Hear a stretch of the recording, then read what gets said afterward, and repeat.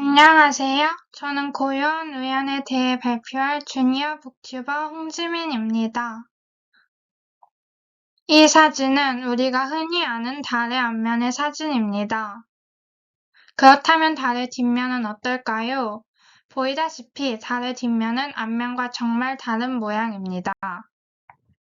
하지만 우리는 언제나 달의 앞면만 볼 수 있습니다. 앞면만 바라보는 우리는 달에 대해 많이 안다고 하기 어렵습니다. 여러분의 달의 뒷면은 무엇인가요? 고요한 우연은 우리에게 남에게 보이지 않거나 숨겨왔던 뒷면에 대해 질문합니다. 고요한 우연의 작가는 김수빈 님이고 출판사는 문학동네입니다. 또한 이 책은 제13회 문학동네 청소년 문학상 대상을 수상했습니다. 드넓은 백사장에는 예쁜 조개 껍데기도 있고 바다에서 떠밀려온 미역 줄기도 있다. 그리고 헤아릴 수 없이 수많은 모래알이 있다.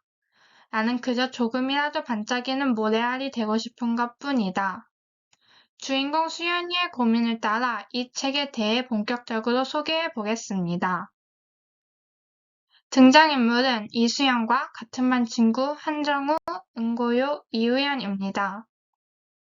먼저 주인공 수연이는 평범하고 조용한 보통의 아이입니다. 그녀는 자신을 수많은 모래알 중 하나라고 생각하며 소심하고 겁쟁이입니다. 또 자신이 이수연보다 이수연 B로 더 많이 알려져 있다고 생각합니다. 한정우는 학급에서 인싸로 반장이기도 하며 모두의 한정우라고 불립니다. 다정하고 친절해서 친구가 많기 때문입니다. 하지만 그는 누나가 따돌림을 당해 우울증으로 아파서 속상해합니다. 그래서 반에서 왕따를 당하고 있는 고요를 도와주려고 노력합니다. 은고요는 반에서 왕따입니다. 예쁘고 똑똑한 고요를 향해 학기 초에 많은 친구들이 다가왔지만 고요가 이를 모두 거절하자 오히려 외톨이가 되고 맙니다. 하지만 고요가 이렇게 혼자가 된 이유는 바로 버림받는 것을 두려워해서 자신의 주변에 높은 성벽을 쌓아놓았기 때문입니다. 또 부모님의 이혼이 자신의 탓이라 생각해 괴로워하기도 합니다.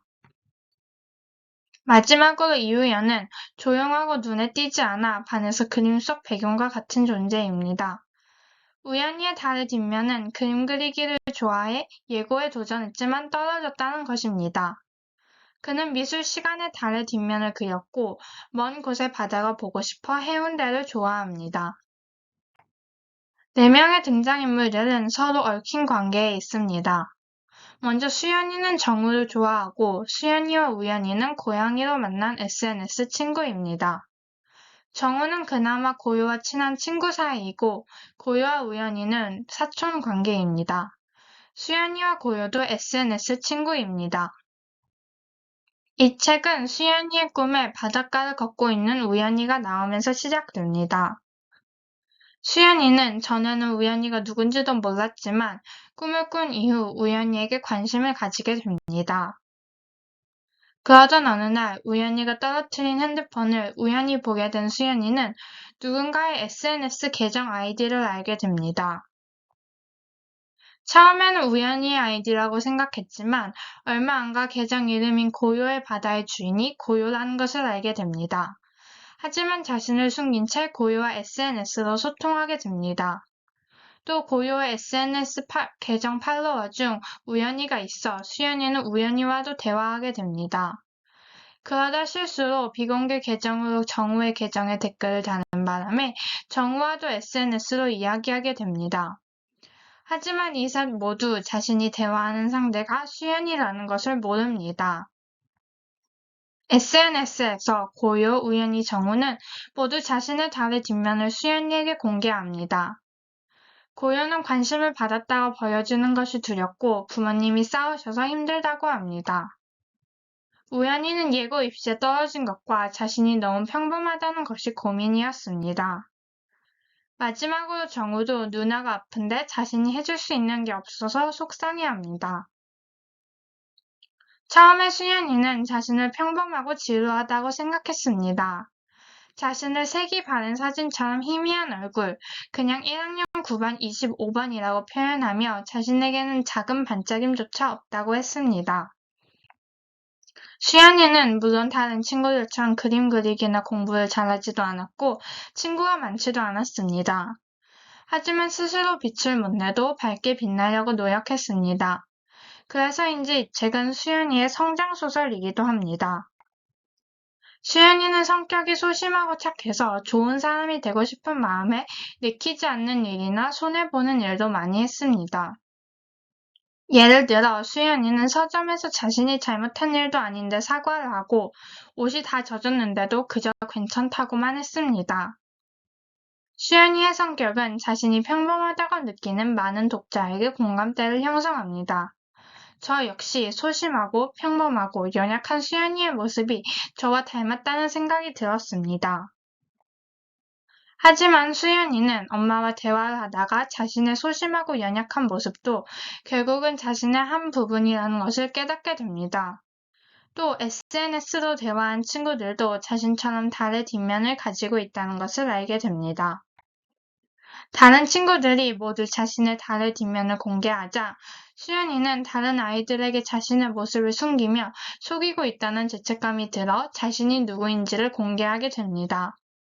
아마도 다른 친구들도 자신처럼 달의 뒷면을 가지고 있다는 생각에 용기 내어 자신이 누군지를 공개하게 된 것 같습니다. 결국 수연이도 자신에게 달의 뒷면이 있을지라도 그 모든 모습이 소중하다는 것을 깨닫습니다. 자신이 특별 한정판이 아니라는 것을 인정하게 되고 또 자신이 누군가에게는 꼭 필요한 사람이 될 수도 있다는 것을 느끼게 되기 때문입니다. 태양이랑 달을 제외하면 지구에서 가장 밝게 보이는 별인데 금성은 사실 빛을 내는 별이 아니잖아. 그런데 저렇게 가장 밝게 빛나는 별이기도 하지. 수연이 너도 그래. 정우가 수연이에게 한 말처럼 수연이는 결국 자신의 모습을 있는 그대로 받아들이게 됩니다. 그리고 수연이가 비겁해지고 눈치를 보고 자신의 몫을 덜어주었던 행동이 다른 말로 표현하면 공감, 양보, 배려, 애정이었다는 것을 깨닫고 그러한 자신의 달의 뒷면을 당당히 인정하고 드러냅니다. 바다를 머금은 하얀 모래알들이 별처럼 빛났다. 이 책의 마지막 문장입니다. 처음에 조금이라도 반짝이는 모래알이 되고 싶다고 했던 수연이의 바람처럼 결국 수연이도 별처럼 빛났다는 것입니다. 저도 지금은 평범하고 연약하지만 언젠가 별처럼 빛나며 달의 뒷면을 당당히 드러내는 날이 오길 바라며 고요한 우연 책 소개를 마치겠습니다. 감사합니다.